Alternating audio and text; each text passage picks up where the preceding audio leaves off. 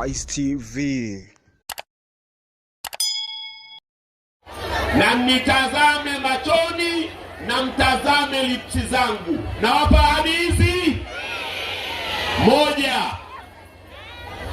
Mkisikia nimekuwa mbunge na Kana amekuwa diwani wa kata hii, hapata kuwa na cha mkoba wala mama yake mkoba.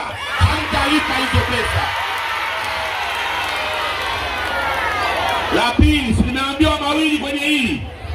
La pili, chama chetu kinao mpango na kilianza kuutekeleza wakati tumeshika halmashauri mara ya kwanza. Chama cha Mapinduzi wakati ule kikazuia. Sasa hivi hawatakuwa na ubavu wa kuzuia.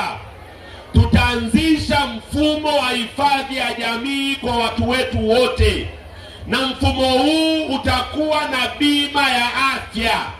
Tutapunguza kwa kiwango kikubwa gharama za afya kwenye manispaa nzima.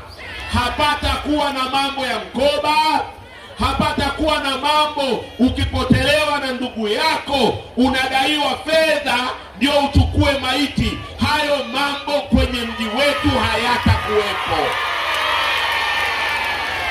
Kazi yenu ni Zito mbunge, Kana diwani. Sawa sawa. Kazi yenu ni ipi? Nani mbunge?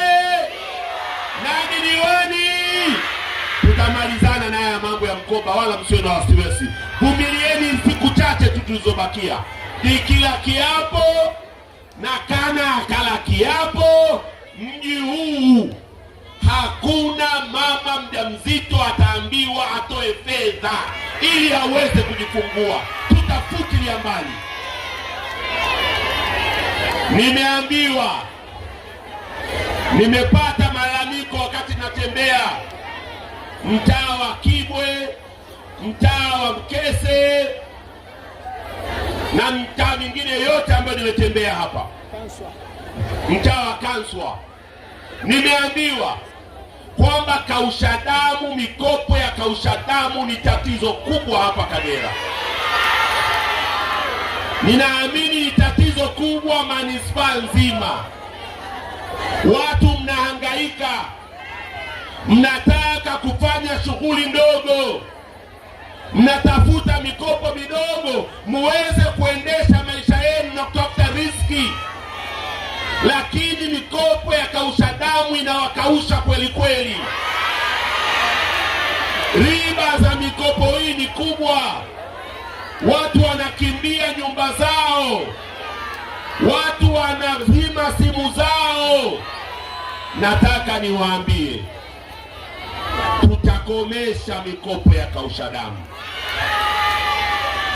Mimi binafsi, mara baada ya kuwa mbunge wenu, kwa kushirikiana na marafiki zangu sehemu zozote za dunia, nimeonelea kwamba kwenye mji wetu, ili kuepuka mikopo ya kausha damu, lazima kuwe na mbadala.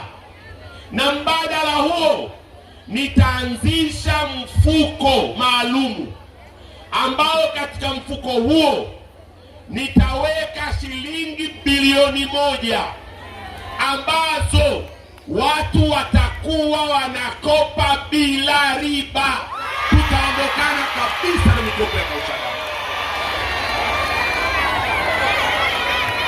Tumeelewana vizuri? Zito mbunge sio mbunge.